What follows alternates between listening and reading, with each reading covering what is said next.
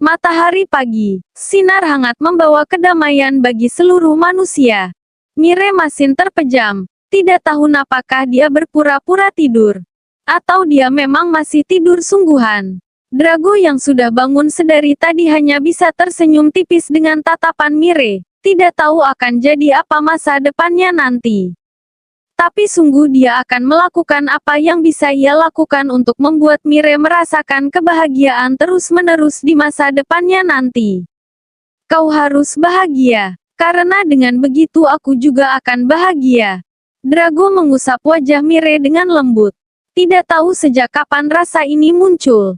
Tapi yang jelas Drago tahu benar kalau perasaan di hatinya semakin tumbuh dan semakin besar. Semoga Tuhan menakdirkan kita bersama ya Mire. Selamat pagi. Ucap Mire seraya membuka matanya. Lalu tersenyum kepada Drago. Sungguh, ia ingin terus menutup mata dan mencoba menjadikan apa yang terjadi kemarin adalah sebuah mimpi buruk. Tapi, kecupan dari Drago membuatnya sadaran kalau dia tidak akan hanya bisa berharap seperti itu dan diam saja seolah tidak ingin lagi melanjutkan hidup. Maka dia harus bangun, menghadapi saja kenyataan yang akan terjadi entah seperti apa kenyataannya nanti. Ada Drago, ada Lucy dan ada banyak orang yang mencintainya. Drago tersenyum, lalu mengusap kepala Mire dengan lembut. Selamat pagi juga, gadis manjaku. Kau sudah bangun dari tadi? Tanya Mire seraya membenahi duduknya karena terlalu ke belakang dan punggungnya juga tidak terlalu nyaman. Setelah posisi duduknya benar dan nyaman, Mire menatap Drago yang kini tengah menatap layar ponsel. Dan tak lama mengetik untuk membalas pesan. Sedang mengirim pesan untuk siapa? Tanya Mire seraya mendekat lalu meletakkan kepalanya di pundak Drago. Ibu, dia mengirim banyak sekali pesan. Dia bertanya kita ada di mana, dan juga bagaimana keadaanmu. Mire tersenyum tipis, lalu memeluk lengan Drago. Ibu Rina memang ibu yang baik. Ujar Mire. Drago tersenyum. Memang benar ibunya adalah ibu yang paling pengertian dan tidak mudah marah seperti kebanyakan ibu lainnya. Mire, ibu bilang kalau kau sudah tenang apa mau bertemu dengan ibu untuk bicara sebentar. Mire terdiam. Tapi tak lama ia mengangguk setuju meski dadanya mulai berdegup kencang karena curiga kalau ibu Rina akan membahas tentang ibu kandungnya. Jujur Mire merasa kecewa dan sakit dengan kenyataan, tapi dia juga harus tahu yang sebenarnya terjadi dari Ibu Rina dulu. Setelah selesai membalas pesan, Drago menjauhkan ponsel dari tangannya. Mengusap dengan lembut kepala Mire yang masih menyender di pundaknya. Mire, ada satu hal yang ingin aku beritahu padamu sebelum kita kembali ke rumah. Apa? Tentang kedatangan orang tuamu ke rumah. Sebenarnya ini karena Darrell mengatakan kepada mereka bahwa aku mencoba menodainya beberapa hari yang lalu. Mire sebenarnya dengar tentang hal itu sebagian. Tapi dia lupa karena kenyataan yang ia dengar bahwa dia bukan putri kandung ibunya. Mire, aku percaya kau tidak akan melakukan itu. Kalaupun kau ingin melakukannya, kau pasti akan datang padaku kan? Drago terdiam tak bisa berkata-kata seraya menatap wajah Mire yang kini juga tengah menatapnya dengan senyum manis seperti yang biasa dia lihat dari seorang Mire. Sayang, aku lebih mengenal kakakku. Tapi aku masih tidak menyangka kalau dia akan senekat ini. Drago mengubah posisinya untuk merangkul Mire. Untungnya mereka berada di kursi belakang, jadi tidak sulit untuk melakukan itu. Mire, terima kasih karena mempercayaiku. Drago mengubah lagi posisinya agar bisa saling bertatapan dengan Mire. Kenapa kau menatapku seperti itu? Mire tersenyum seraya menaik turunkan alisnya. Drago tersenyum tipis, merapikan rambut Mire yang terurai, lalu menyelipkan di belakang telinganya. Kau sangat pandai menyembunyikan kesedihanmu Mire. Jangan tersenyum seperti ini terus-menerus. Aku manusia biasa yang pasti akan ada waktunya tidak bisa menahan diri kalau wanitanya menggemaskan sepertimu. Mire terdiam, bola matanya menatap. Mata Drago yang terlihat begitu fokus padanya. Kau tidak perlu menahan diri denganku. Drago menelan salivanya sendiri. Sebenarnya Mire paham tidak usi dengan arti dari kata-katanya itu. Gampang memang kalau hanya bicara seperti itu. Tapi kan yang mengalami secara langsung adalah dia. Jangan bicara sembarangan. Kita kembali ke rumah sekarang ya. Kau juga pasti sudah lapar kan? Mire menjebik sebal. Padahal dia tidak sembarangan bicara. Dia tentu saja tahu apa maksud dari ucapannya itu. Tapi dia merasa senang juga karena jelas sekali membuktikan bahwa Drago bukan pria yang mudah untuk melecehkan wanita. Sesampainya di rumah, Ibu Rina tersenyum lebar menyambut kedatangan putranya dan juga Mire yang akan menjadi menantunya. Dia erat memeluk Mire karena memang merindukan gadis itu. Kita sarapan dulu ya sayang. Setelah itu baru kita bicara. Ucap Ibu Rina seraya mengusap wajah Mire dengan kedua tangannya. Iya, Ibu. Setelah selesai sarapan, dan sebentar mereka mengobrol. Akhirnya kini datang waktunya untuk mereka membicarakan tentang kebenaran masa lalu agar Mire mengetahui semua yang terjadi sesuai dengan sudut pandang dari seorang Ibu Rina. Mire, wanita cantik yang ada di tengah itu adalah ibu kandungmu. Namanya Bernika. Dia sangat mirip denganmu baik wajah. Bahkan juga bakat melukisnya dia turunkan padamu. Ibu Rina memberikan sebuah foto yang ada 3 orang wanita.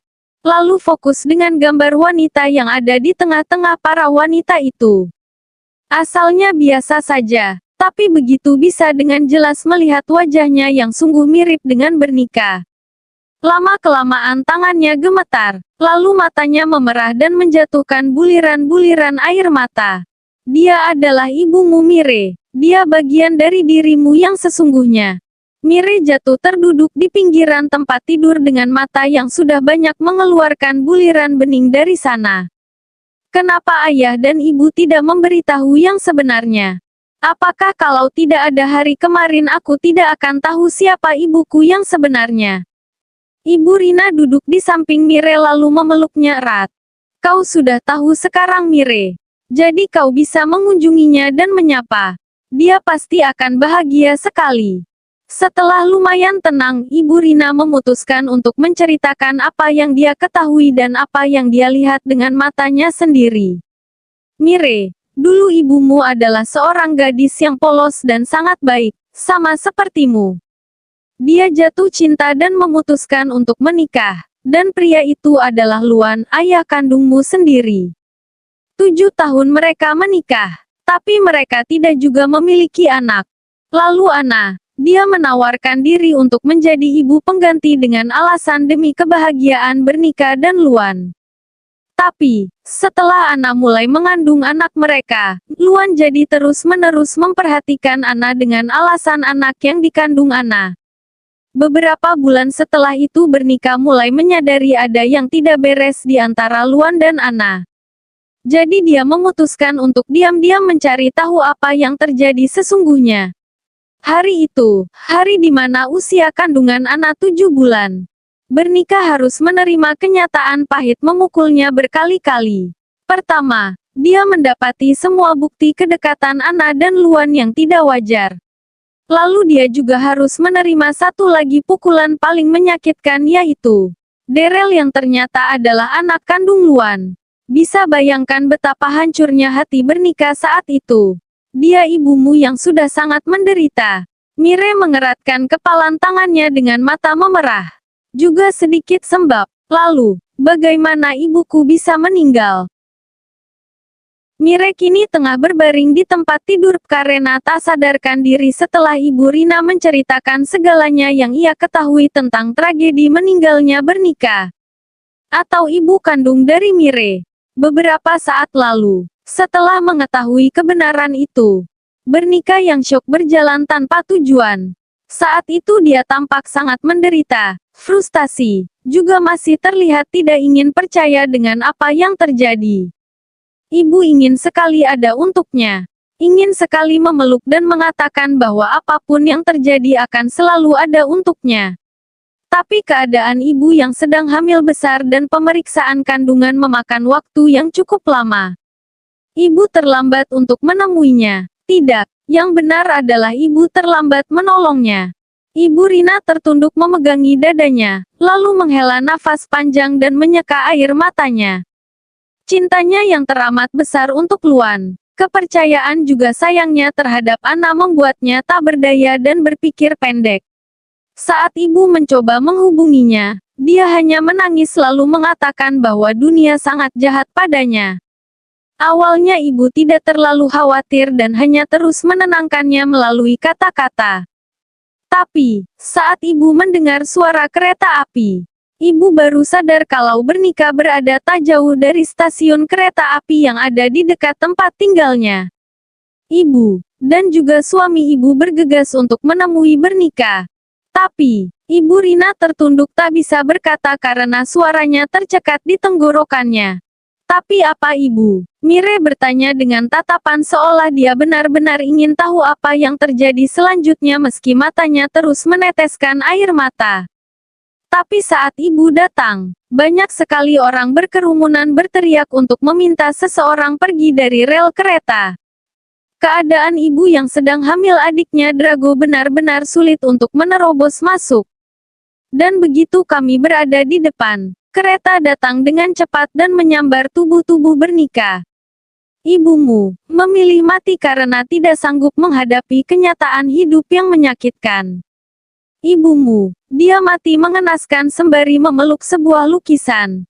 Dan lukisan itu adalah gambarannya tentang dirimu. Bernika tubuhnya yang terpotong itu. Ibu bisa melihatnya dengan jelas. Dia meneteskan air mata saat matanya bertemu dengan mata ibu.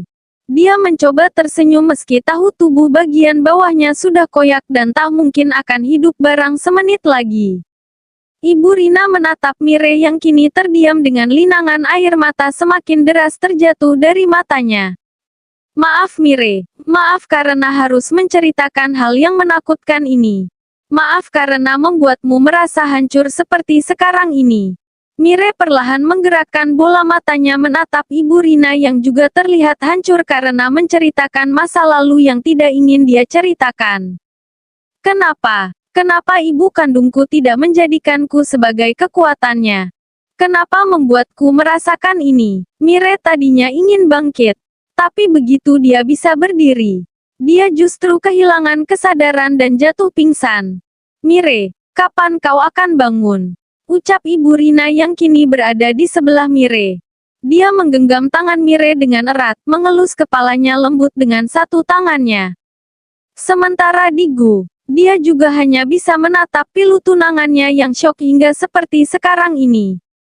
Padahal, saat melihat Mire pertama kali, dia pikir Mire adalah anak yang berlebihan kasih sayang hingga begitu manja dan kekanak-kanakan.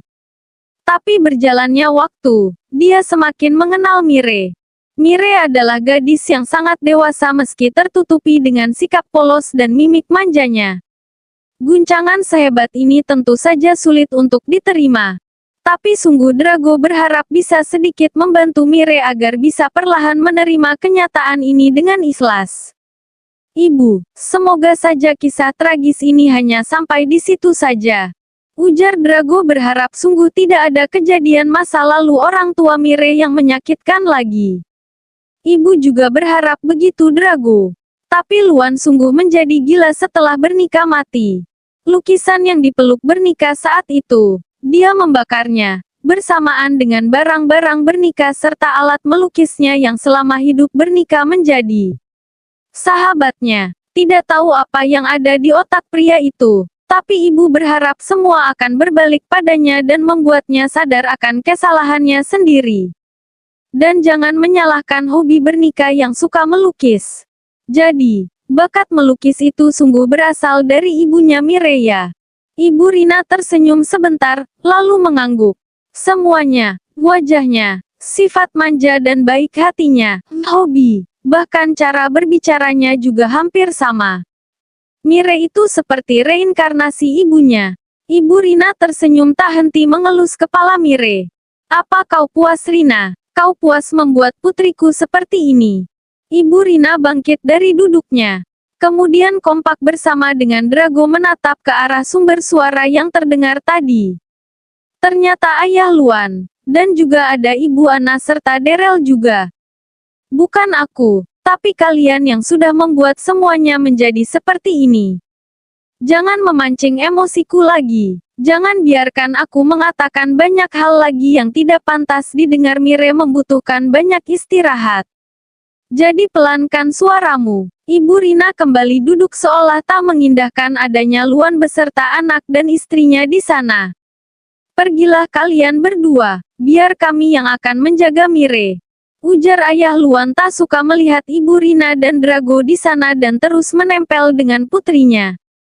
Drago mengerit, lalu kembali menatap ayah Luan dengan ekspresi yang sudah ia benahi menjadi datar.